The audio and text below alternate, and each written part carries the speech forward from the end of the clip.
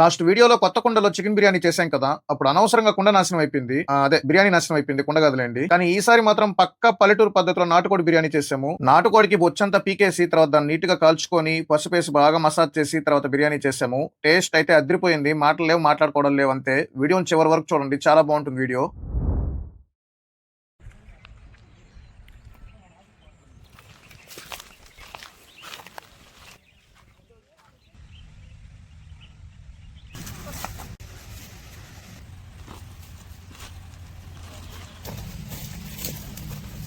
కోడికుండే బొచ్చంతా పెరికేసాము. ఆ పైన ఇంకా కొద్దిగా ఉన్నాయి కదా, అవేంటంటే మనం కోడిని కాలుస్తాం కదా ఇప్పుడు, అప్పుడు అవంతా వచ్చేస్తాయి. స్కిన్ కొద్దిగా బిగుసుకున్నట్టు అవుతుంది, అప్పుడు ఆ పైన ఉండేవి ఈజీగా వచ్చేస్తాయి. నాటుకోడిని ఎప్పుడైనా సరే ఇలా కాల్చుకొని తర్వాత పసుపుతో లైట్ గా మసాజ్ చేసి తర్వాత కూర చేసుకొని తింటే ఉంటుంది. అప్పుడు దాని ఒరిజినల్ టేస్ట్ బయట వస్తుంది. నార్మల్ గా చేసుకొని తింటే టేస్ట్ మనకు అంతగా ఏం అనిపించదు.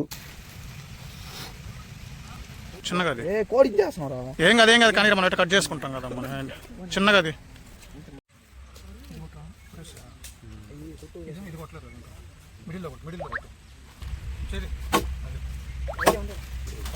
దాన్ని సగం కొట్టు, రెండు ముక్కలు కొడతాను.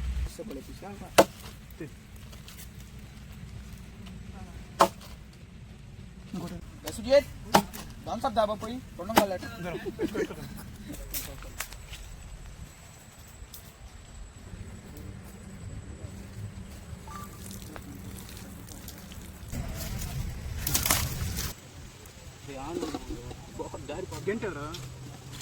నాటుకోడిని మనం ముందుగా ఉడికించుకోవాలి ఒక 60% వరకు. ఉప్పు, అలాగే కొద్దిగా పసుపు, కొద్దిగా మిరప్పొడి, ఈ మూడు వేసుకొని ఒక 60% వరకు ఉడికించుకోవాలి ఫస్ట్.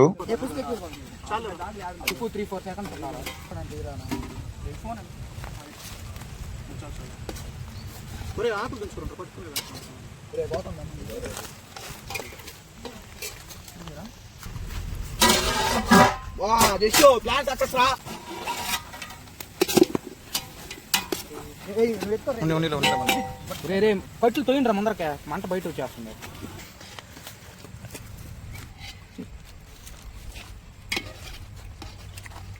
ఇంతలే కొర రైస్ లో కూర ఒక 60% వరకు ఉడికింది. ఇంకా సైడ్ తీసి పెట్టేసుకుంటున్నాము, ఎందుకంటే మా దగ్గర ఒక గిన్నె ఉంది. ఇప్పుడు అందులో మసాలా ప్రిపరేషన్ చేయాలి బిర్యానీకి. తర్వాత మసాలా అంతా ప్రిపరేషన్ అయిన తర్వాత ఈ చికెన్ అందులో మిక్స్ చేసేసి తర్వాత అందులో రైస్ వేసేసుకుంటాము. ఆయిల్ వేసి ఆయిల్ వేడెక్కిన తర్వాత అందులో బిర్యానీ మసాలా, అలాగే ఆనియన్స్, తర్వాత వచ్చి అల్లం పేస్ట్, ఈ మూడు వేసుకొని పచ్చివాసన పోయేలాగా కాసేపు వాడ్చుకోండి. మూడు ఒకేసారి కాదు, విడివిడిగా వేసుకోండి. నేను ఇలా చెప్తున్నాను మీకు.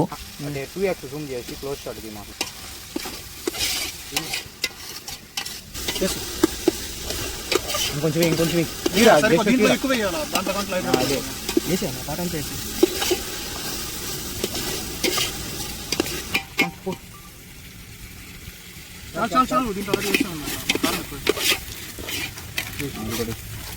బిర్యానీ మసాలా ఇప్పుడు లైట్ మరి కొద్దిగా ఇదంతా వేసేస్తాను.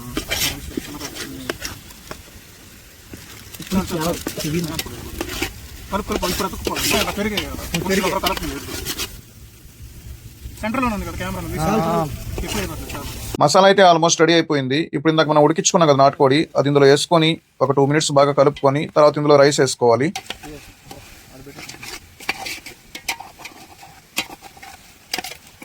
మేము వచ్చేటప్పుడు నాయుడుపేటలో ఒక 1 kg బాస్మతి రైస్ తెచ్చుకున్నాము. మా దగ్గర ఒక వాటర్ బాటిల్ ఉంటే ఇంకా దాన్ని కట్ చేసేసి దాన్ని గ్లాస్ లాగా యూస్ చేసుకున్నాము. ఆ వాటర్ బాటిల్ తో ఇవి ఒక 2 glasses వరకు వచ్చాయి. సో అంటే ఇప్పుడు మేము 4 glasses వాటర్ పోసుకోవాలి ఇందులో.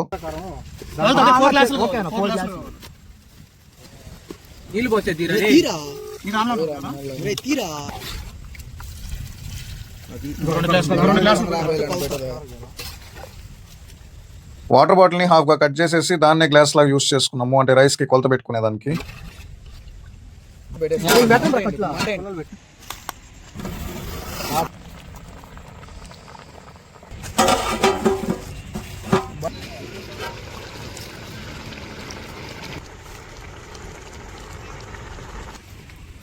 బిర్యానీ ఆల్మోస్ట్ అయిపోవచ్చింది. మా వాళ్ళు ముందుగానే రెడీగా ఉన్నారు ప్లేట్లు పట్టుకొని. ఫైనల్ గా మన నాటుకోడి బిర్యానీ అయితే రెడీ అయిపోయింది. ఈ వీడియోని లాస్ట్ వరకు ఎవరైనా చూస్తుంటే మర్చిపోకుండా ఈ వీడియోని లైక్ చేసి మన ఛానల్ ని సబ్స్క్రైబ్ చేసుకోండి. అలాగే మీ ఫ్రెండ్స్ అండ్ ఫ్యామిలీ మెంబర్స్ కూడా షేర్ చేయండి. ఈ వీడియో ఎలా అనిపించిందో కామెంట్ చేయండి. వీడియో నచ్చుంటే బాగుందని కామెంట్ చేయండి, ఒకవేళ బాగాలేకపోతే బాగాలేదని కామెంట్ చేయండి. మీకు నెక్స్ట్ ఏ వీడియో కావాలో అది కూడా కామెంట్ చేయండి. ఆ వీడియో తీసుకొచ్చేదానికి ట్రై చేస్తాను. ఏదో ఒకటి కామెంట్ చేస్తే నాకు కూడా తెలుస్తుంది మీకు ఎలాంటి కంటెంట్ కావాలని. నా పాటికి నేను వీడియోస్ పెట్టుకుంటూ వెళ్తే నాకేం తెలియదు కదా. సరిగ్గా వచ్చిందిరా. ఇంకా ఫైనల్ గా నాటుకోడి బిర్యానీ టేస్ట్ గురించి చెప్పాలంటే మాటలు లేవు, మాట్లాడుకోవడం లేవు, అంత బాగా వచ్చింది బిర్యానీ. ఎలా ఉంది మావా? కొండ బిర్యానీ వచ్చినట్టయితే రాలేదులేండి, అది పోయింది ఆ టేస్ట్ అంతా కొండ వల్ల, కొత్త కొండ వల్ల. ఇది అలా రాలేదు, చాలా బాగా వచ్చింది టేస్ట్. ఇంట్లో వాళ్ళు ఎలా చేస్తారో మాకు తెలియదు, మేమైతే ఈ స్టైల్లో చేసుకున్నాము. టేస్ట్ చాలా బాగా వచ్చింది, ఒకసారి మీరు కూడా ట్రై చేయండి.